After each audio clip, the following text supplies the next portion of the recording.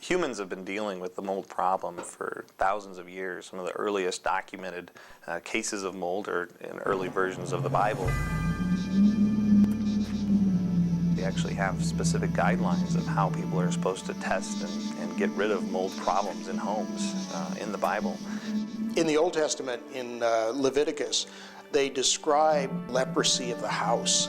What is said in Leviticus is that if one finds mildew growing inside of a house, then the house must be closed up and a priest is asked to come in and try to bless the mildew away. And of course, we now know that that doesn't work.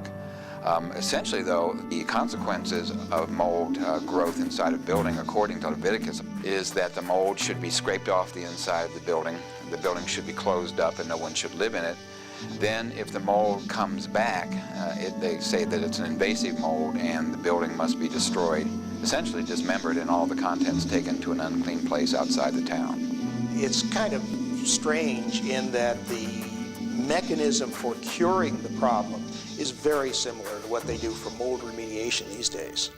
The industrial hygienist shall go into the house and shall sample the house, and the remediation contractor shall come there and remove it out to the public dump. So things haven't changed much in 6,000 years.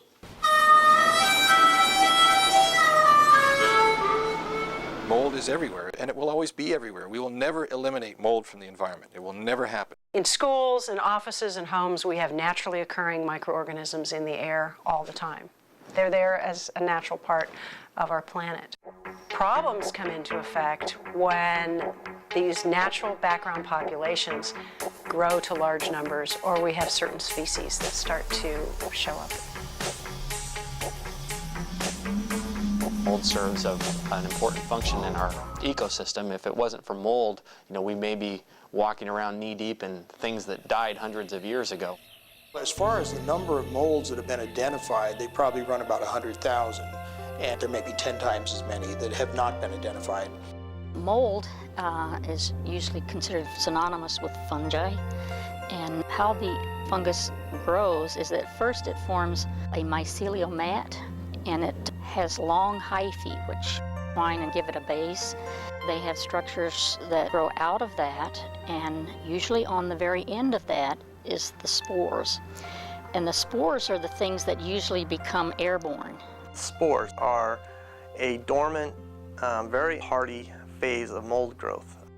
Mold spores can remain viable for anywhere from months to years. They've isolated mold from Egyptian pyramids and been able to culture them, so that's looking at thousands of years.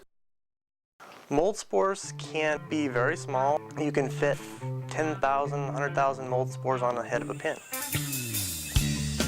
Most of us in science class were taught about photosynthesis. Green plants can take sunlight and can convert the sunlight to complex compounds that they need for cell growth, but molds cannot. And so consequently, they seek out dead matter that has carbohydrates in them. Fungus will exude enzymes. Those enzymes break down the organic material. We got a lot of chemical reactions going on here. And so what we're smelling are these chemicals being released. You have a few chemicals that are produced. You have mycotoxins, microbial VOCs, proteins, and you've got some glucans. Alcohol is a byproduct of their metabolism, which, I guess that can be harmful in excessive amounts, but it's also a beneficial component. Yeast are unicellular budding fungi. They can be used in the manufacturing of bread. They ferment the sugar and form carbon dioxide, and that's what causes the rising of the bread. We would not have cheddar cheese without mold. The town of Cheddar in England, they process the cheese that's covered in mold. They then remove the mold and then they sell it to us. There's a lot of common chemicals that are used in everyday practices that the molds produce as well.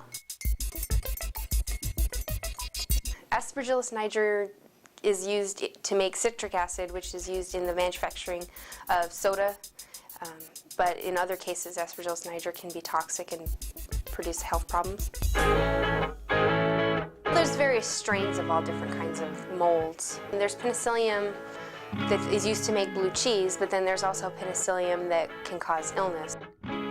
Every cell is going to produce some type of waste product that, can be toxic if it's ingested or comes into contact with someone. Look at the word mycotoxin. Mycotoxin, myco for mold and toxin for poison. So people allude to there being poisonous chemicals in molds, and of course there are. Anybody who knows anything about mushrooms knows that there are death angels, and if you eat them, you can die. So certainly molds can be very toxic. Now these substances aren't put there to kill people. They're produced as a consequence of the mold doing its natural thing, eating wood and decaying certain other materials. Cells produce toxins to compete with other cells. In some cases, it's simply a waste product. They use them to keep other organisms away. We don't call the chemicals that kill bacteria mycotoxins, we call them antibiotics, but molds produce antibiotics, and mycotoxins are actually chemicals that molds produce that are more useful against other molds because they do battle one another on a microscopic scale. And normally we don't come in contact with them unless we interfere with the mold. You can see a lot of discoloration, a lot of brown spots where mold is still growing. People do claim that they have had serious adverse health effects to fungi. We build our buildings out of the materials that these organisms love to eat. Even the 3 little pigs weren't stupid enough to build a paper house.